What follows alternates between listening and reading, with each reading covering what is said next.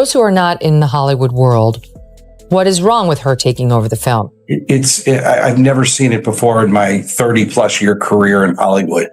And an executive producer is below a producer in the film world. An executive producer signed up to be an executive producer. And that's it. As the time progressed in this film, she decided that she wanted to be a producer. She started to make edits.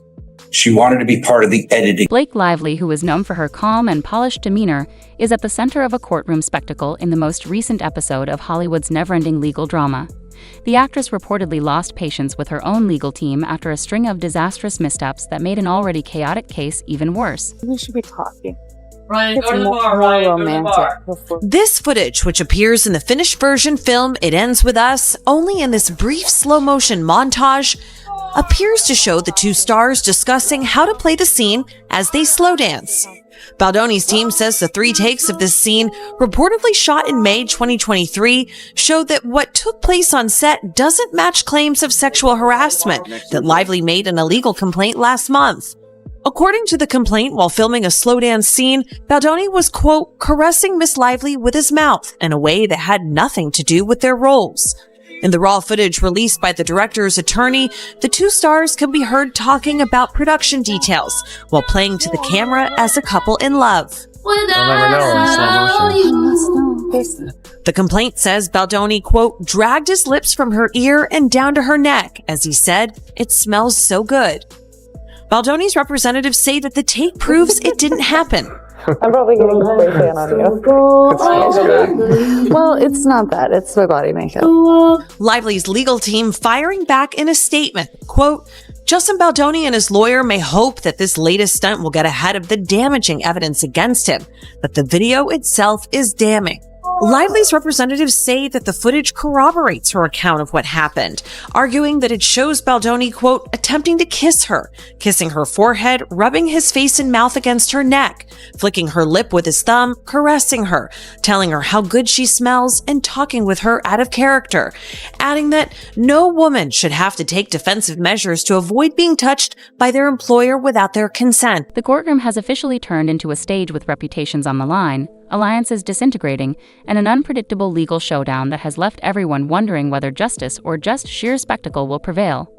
What began as a straightforward legal dispute quickly turned into a mess of accusations, counterclaims, and high-stakes courtroom blunders, and just when it seemed like things couldn't get any more dramatic, her legal team managed to make it worse. Now, instead of concentrating on her case against Justin Baldoni, Lively must deal with her own lawyers fumbling their way through a high-profile battle. Drama between Blake Lively and Justin Baldoni has now escalated into a full-blown legal battle, with both stars suing each other over a tangled web of claims that revolve around their collaboration on the 2024 film It Ends With Us. Lively, known for her roles in Gossip Girl and A Simple Favor, claims that Baldoni, the film's director, tried to destroy her career through a smear campaign after she brought forth allegations of sexual harassment and a hostile work environment against him. On the flip side, Baldoni says Lively went too far by exerting control over the production, threatening to withhold promotion unless her demands were met. He also argues that she falsely portrayed their professional relationship to the public, tarnishing his reputation. And while Lively is suing Baldoni for sexual harassment, retaliation, and false slight invasion of privacy, among other claims, Baldoni is countering with a defamation and civil extortion lawsuit, claiming that Lively not only made false allegations against him, but weaponized them to force him into complying with her demand. Alleges that Blake Lively and Justin Baldwini's legal battle has all the makings of a major Hollywood blockbuster, including serious ACC accusations. The real stars of this fiasco lately have been Lively's own lawyers, whose persistent errors have made the entire situation a disaster. Fierce denials and a supporting cast have just made things more messy. Moments ago, the judge overseeing their federal case in New York, Judge Lyman, ruled on the former B-list actress's request for an additional layer of protection. The unliftable Blake was not happy with the standard protective order in the case. She wanted an attorney's eyes only designation. And the judge has granted that. Congrats to Taylor Swift. Of the judge's ruling, a spokesperson for Delulu says, quote, "Today, the court rejected the Wayfarer party's objections and entered the protections needed to ensure the free flow of discovery material without any risk of witness intimidation or harm to any individual's security. With this order in place, Ms. Lively will move forward in the discovery process to obtain even more of the evidence that will prove her claims in court. Lively accused Dawn of serious misconduct during the filming of It Ends With Us. According to CLA, the set was a toxic environment full of inappropriate behavior that no actor should have to endure. However, instead of denying the accusations, Baldwin responded with a $400 million defamation lawsuit, bringing Lively's husband Ryan Reynolds into the fray and accusing them both of launching a smear campaign to damage his reputation, turning what should have been a simple legal dispute into a full-scale conflict. Is accusing Justin Baldoni of sexual harassment, followed by an attempted PR takedown of her to cover his own ass from people finding out what he did to her. In an article titled, "We Can Bury Anyone," Blake Lively heroically shared her story and the world was on her side because it looked like she was just trying to take down a predator in Hollywood. So Justin Baldoni and his ace lawyer launched an all-cylinder fire attack to clear his name, and he started by suing the New York Times, saying that article was just published because it was paid for by Ryan Reynolds and it was a multi-layered scheme planned out by Blake and Ryan to take down Justin. And I think it's pretty common knowledge that the mainstream media will lie on behalf of their powerful friends or anyone who pays them off to say certain things. But this will be tough because the New York Times has never lost a lawsuit in their life, but Justin just released some very piping hot information that seemingly proves that Blake and Ryan Reynolds were colluding with the New York Times for months. And this is where Lively's legal team really started to fall short. In an effort to protect her privacy, they requested a court order to keep some documents private, primarily her private messages with famous friends. At first, the judge granted the request, which seemed like a win, but there was a catch. Anything used in the trial could still be made public, which means that those private conversations could still end up in the open. Release every single text messages between the two of them. We want the truth to be out there. We want the documents to be out there. We want people to make their determination based on receipts. Justin Baldoni is firing back after Blake Lively filed a lawsuit against the actor, accusing him of unprofessional and sexually inappropriate behavior on the set of It Ends With Us. She also accused him of coordinating a smear campaign. Was there a coordinated smear campaign to bring down Blake Lively? 100% no. Baldoni is now suing the New York Times after the paper published a story about Lively's allegations. Do you plan to sue Blake Lively? Absolutely. You will? Yes. Baldoni claims that the text messages in Lively's lawsuit were taken out of context or excluded. The New York Times said in a statement that they stand by their reporting and plan to vigorously defend against the lawsuit. Lively said previously that she hopes her suit helps pull back the curtain on these sinister retaliatory tactics to harm people who speak up about misconduct. And the subsequent catastrophe followed. Leslie Sloan, Lively's publicist, was the target of Brian Friedman, Baldwin's lawyer, who accused her of orchestrating the entire incident to preserve Lively's reputation. According to him, Sloan wasn't merely handling Lively's PR. She was actively trying to portray Bomi as the villain. Naturally, Sloan's lawyer retaliated, calling the accusations baseless and merely a means of diverting attention from the true situation. But by this time, the case wasn't about what actually happened anymore. Mr. PR move, Blake Lively then moved 11 days later to file a lawsuit. So now she has filed a lawsuit, and I don't think she ever wanted to do this. I think she genuinely wanted this to be a PR move, and she wanted to leak it to the New York Times. She thought the public would take her side with no questions asked. And instead the public is saying, no, we have a few questions here. And Justin Baldoni is going all the way to the wall on this. His lawyer is already giving interviews explaining just how nasty her team has played this. The lawyer's name is Brian Friedman. He stopped by the Megyn Kelly show. And here's some of the things that he had to say. First, he says, there used to never be a sexual claim. There never was a sexual claim until she went to that civil rights office. Take a listen. There was actually no allegation of sexual harassment until the lawsuit was. Had devolved into a full-fledged battle of narratives. Interview. Then, in a desperate move, Friedman filed a letter in court requesting a hearing to prevent him from making any more public statements, arguing that his remarks could ruin the trial by influencing potential jurors. He also released behind-the-scenes footage from the film, claiming it completely refuted Lively's accusations. And as if that wasn't enough, he announced plans to launch a website full of more evidence to support his client Lively's lawyers. It was reported that Blake Lively was being sued again, this time by Jed Wallace, who, like I said, owns the crisis PR firm Street Relations Inc. Now, not much is really known about Jed Wallace, other than what Lively alleged about him in her California Civil Rights Department complaint, or her CRD complaint. Reports about Wallace's lawsuit were combined with questions by journalism outlets asking, basically, who is this guy anyway? And that will be important to remember for later on in this video. But in her CRD complaint, Lively named Wallace as one of the defendants for her 10 causes of action. And she specifically alleged that Jed Wallace was a subcontractor hired by Baldoni's PR team to weaponize, quote, a digital army around the country from New York to Los Angeles to create, seed, and promote content that appeared to be authentic on social media platforms and internet chat forums, unquote. However, if you then look at the lawsuit that Lively filed in New York federal court, the one she actually filed, Jed Wallace and Street Relations Inc. were no longer named as defendants, although Lively still does allege all the same things about him weaponizing a digital army and whatnot. And now Wallace filed a complaint in Texas federal court, which alleges two main causes of action. First, it asks for declaratory judgment under the Federal Declaratory Judgment Act. Judge Lewis Lyman was obviously dissatisfied with how both sides were handling the issue, and he threatened to move the trial date forward if the attorneys didn't stop their public mudslinging in order to keep them from influencing the jury. In other words, act like professionals for this case is moving. Full speed ahead. What are my thoughts on the Justin Baldoni Blake Lively lawsuit? Well, they're going to make a lot of money, some of those lawyers, I'll say that. Hi, my name is Nigel Burns and I'm a trial lawyer in Southern California.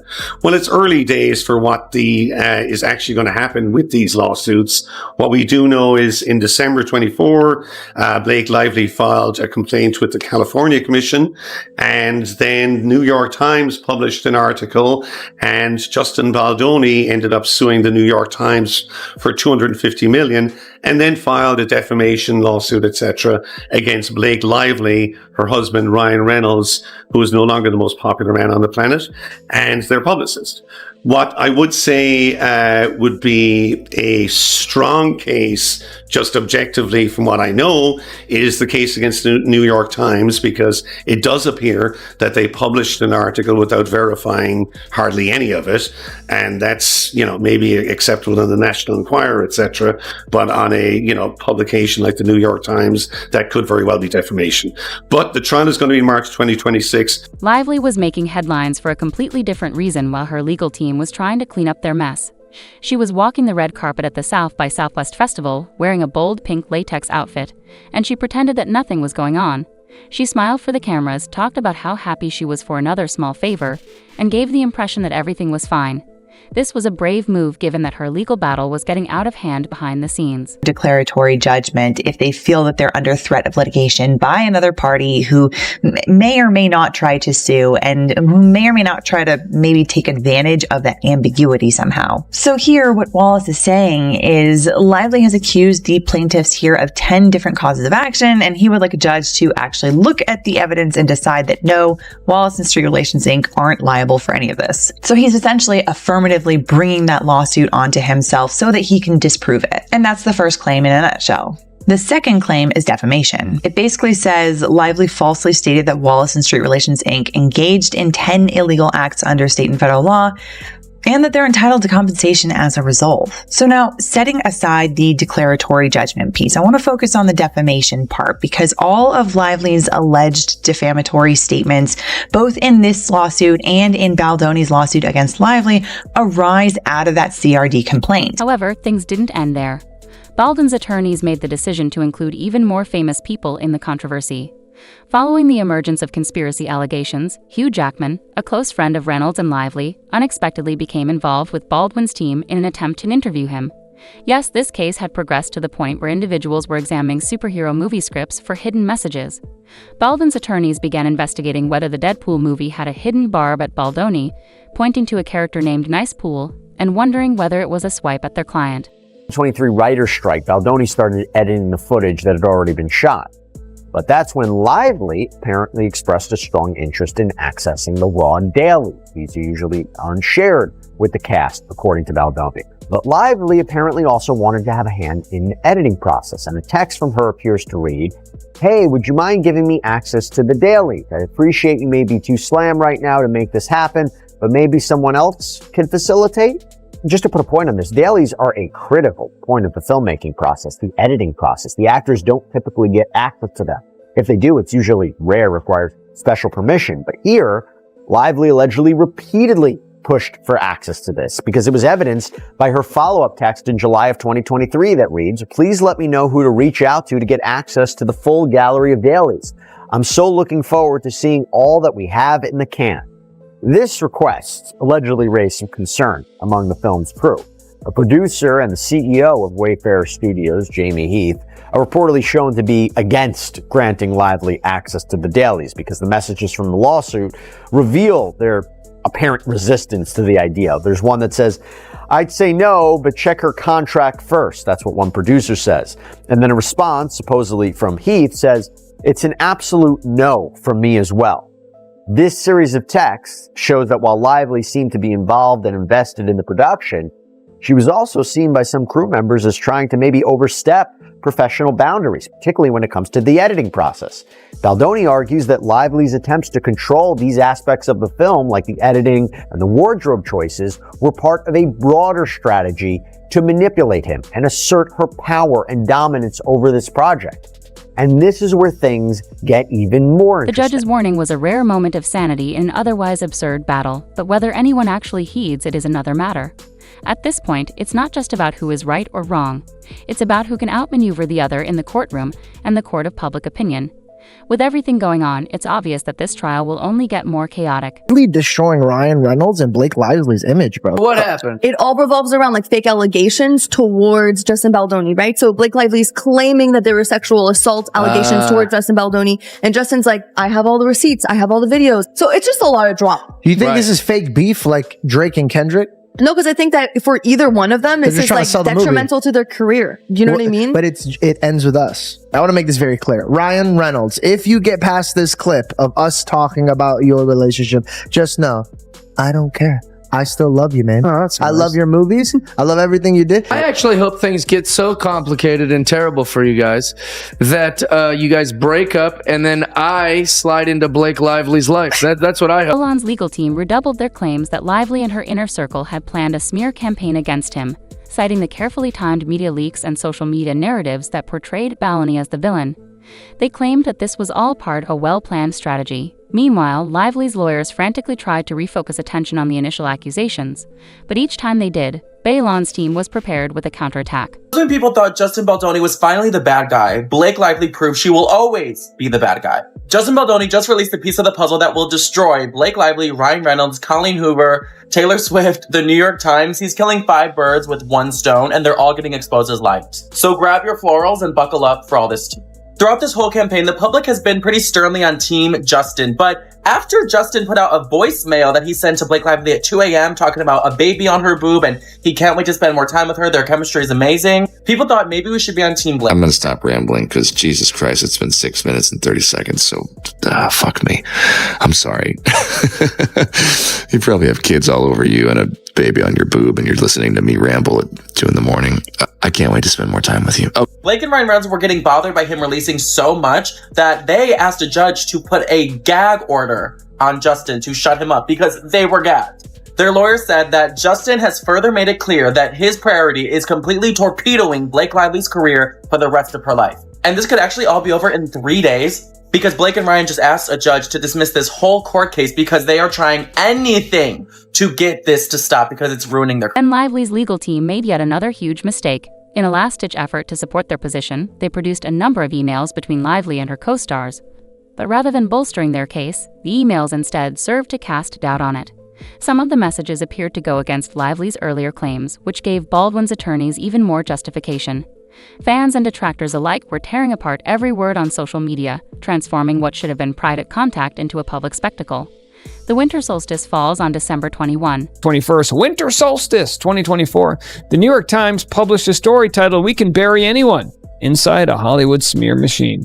In a related video, they shared the video featuring New York Times journalist Megan Twohey, who co-wrote the article along with Mike McIntyre and Julie Tate, purporting to tell the world what really happened. Specifically, that the Wayfair parties orchestrated a retaliatory campaign to tarnish Lively, after she alleged that Baldoni and Heath engaged in misconduct while shooting the film. The article and video echoed and compounded the baseless accusations made by Lively and her co-defendants, the Lively parties, about the Wayfair parties and falsely accused them of having waged a smear campaign. So we know all of this, all right. This is just a summary to catch people up to the story. But that is not what the New York Times did. It admittedly based its article and video on its reporter's review of thousands of pages of documents and expressly credited Lively's claims, framing them as having been verified by the New York Times' own investigation. In the meantime, Baldoni wasn't taking it easy. Instead, he adopted a more assertive strategy, employing a well-known crisis manager to assist steer the media narrative. Within days, pieces started to circulate portraying him as the true victim in this case. According to some stories, he even lost significant transactions as a result of the incident, which shifted public opinion in his favor. Lively's team was now dealing with a second issue. They were losing the PR war in addition to losing ground in court. Salacious article well before Twohey contacted the Wayfair parties the night before publication for quote-unquote fact-checking.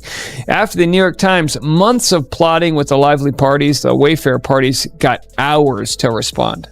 The New York Times complains of group pleading, claiming it cannot tell the allegations against it from those against its co-conspirators. Of course, it is premature to require the Wayfair parties to specify the acts taken by the New York Times in connection with its scheme with the Lively parties.